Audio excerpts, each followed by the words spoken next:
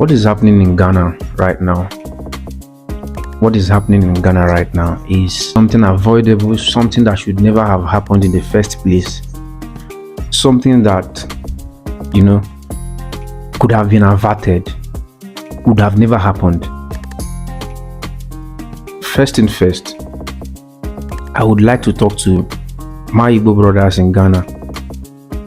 The truth is that if you go to a place, it is not your country, you are a visitor in a particular place, you will do everything you have to do, not to get in their way. It is their country. You are a visitor. You are there to do your business, do whatever you came there for, and return back home in due time, probably when you are old, stuff like that. It is the Igbo spirit to always be adventurous. Igbos mostly don't, not like maybe life is too difficult for them where they are from. No, it is just that adventurous nature in the Igbos to leave their comfort zone, go out there and make a life for themselves. It has always been part of part of the Igbo culture. You see a young man who probably just started life, he always prefers to leave his comfort zone, go out there and hustle, do the hustling there, and then make the wealth and take it home. That is the Igbo spirit. That is a culture that is embedded in us as Igbo people. So when you now travel and then you go to a new place, there is absolutely no need for you to begin to institutionalize your practice over there. You can do it in terms of maybe trying to just create an environment. It should be something ceremonial, something to create an environment, not like you are imposing your tradition on people in a foreign land. What is the purpose of Eze Ndi Igbo in Ghana? What is the purpose of Eze Ndi Igbo? And now it has been misinterpreted to mean that you want the kingdom in Ghana. It has become an issue. Those who are not even party to any of this irrationality are going to be affected too. These are the kind of things we have to avoid. Look at the whole mess that's going on, the whole situation in Ghana. No leader in Nigeria has spoken up again about it.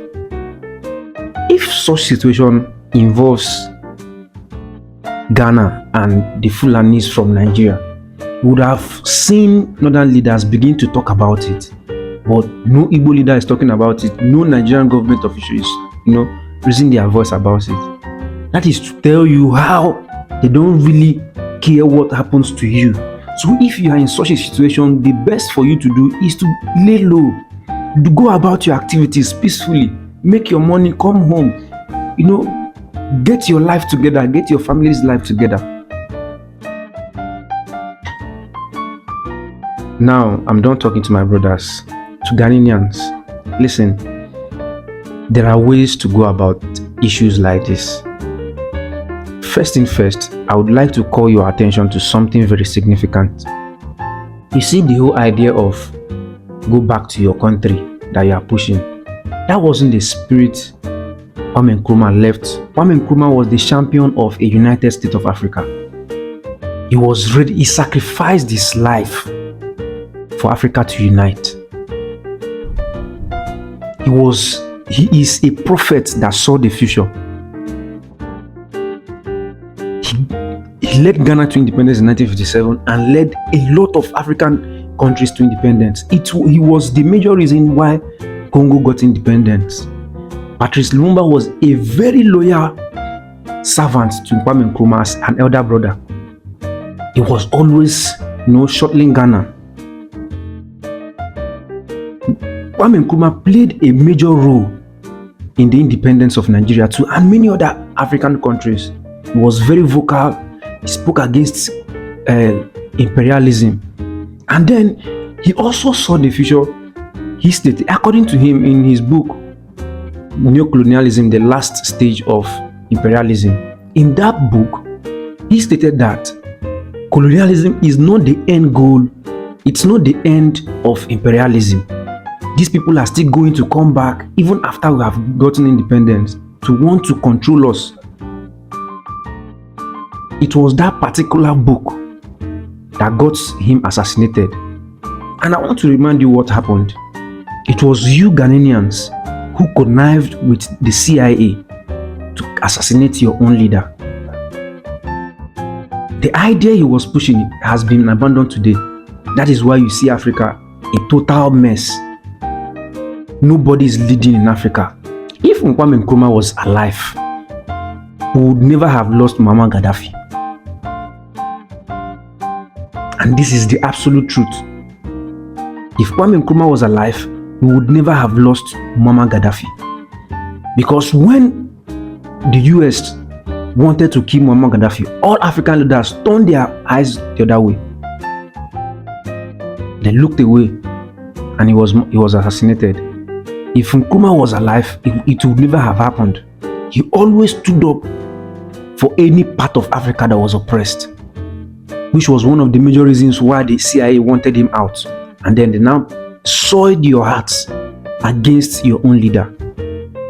Now again, the same purpose of his entire sacrifice he gave up his life for, you are fighting it. The truth is this: Ghana is a sovereign state. There is no way in God's earth that there is any kingdom or any human being that would exercise an authority or a political power other than the state of Ghana. Understand these things. When you are sovereign, it means you don't share your power with anybody, including all your traditional rulers in Ghana. They are all just ceremonial offices, just to remember the fact that we used to have this kind of offices. These are the kind of people who ruled us before. They have no political power. Even down here in Nigeria, the Oni of Ife, the Oba of Benin, the Alafin of Oyo, the Obi of Onitsha, they don't even have as much power as a local government chairman. Whatever office they occupy is simply for the purpose of remembrance of the traditional institutions we had in our history. Their major function does not go beyond advising those who are in government.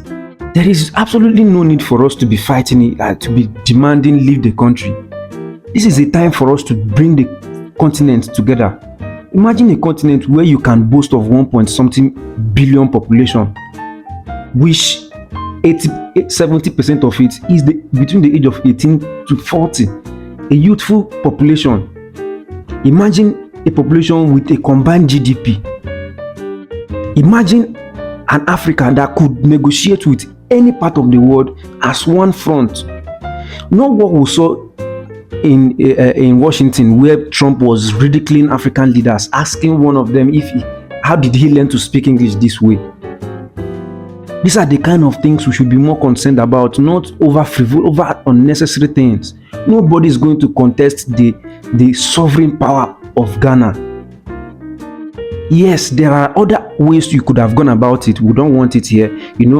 Get your MPs, to pass it in parliament. It's easier that way, other than creating a whole fuse about it and then creating an environment that is not welcoming for your own brothers. Nigeria and Ghana, we have always been one. The only thing we argue over is jollof rice and nothing else. Let us try to bring up this spirit of oneness so that we can try in such a way we can unite this continent. And as one front, we can, demand for what is better for us. The prediction Nkrumah made in his book has already started playing out. Africa is being partitioned again. The Chinese are here. The Russians are here. Different foreign powers are in Africa, all for their own selfish interests. Even the Saudis are now here. Yet we still have ourselves, South Africans. Nigerians leave our country. Zimbabweans leave our country. For what reason? For what reason? We are not even pushing for a free visa across all African continents, a borderless Africa, which would be easier to do business. If you have someone who you know is involved in crime, you write to the police, you call the police will come investigate the person. Nothing more, nothing less. And we'll have a good continent. The unnecessary boundary we are creating only makes it easier for our enemies to ride on us. And this is just my little contribution to what is happening in Ghana. Please, we are brothers. Yes, absolutely. The Eze Ndi Igbo in Ghana does not have any authority. It's just there. It does not wield any known political authority whatsoever. I'm not saying you should accept it either. You are very right to demand that you don't want such in your homeland. Of course, nobody would be so happy, especially with the way it feels like maybe he's going to be as powerful as your own kings. No, there's nothing like that.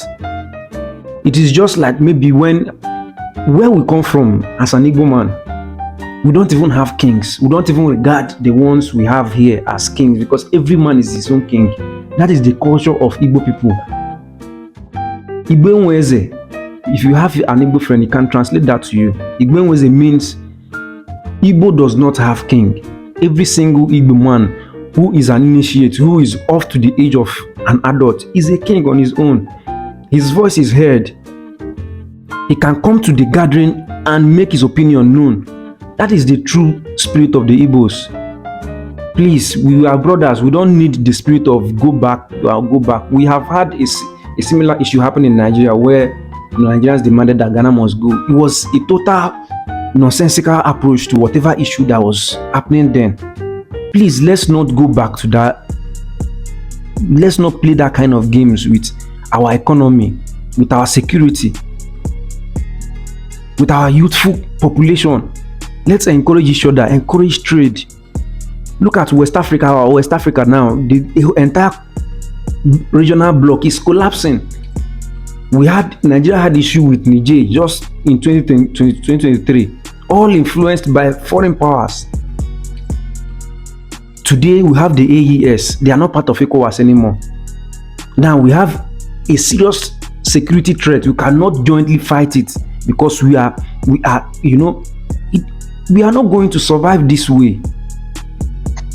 The United States of Africa is very much sacrosanct, and Think Africa buys into that dream of Nkrumah. And we hope someday we, this generation, will lead this fight and bring Africa together. Thank you, everyone. Please give us a follow, subscribe to our YouTube channel, and share so that more people can see these videos. Thank you.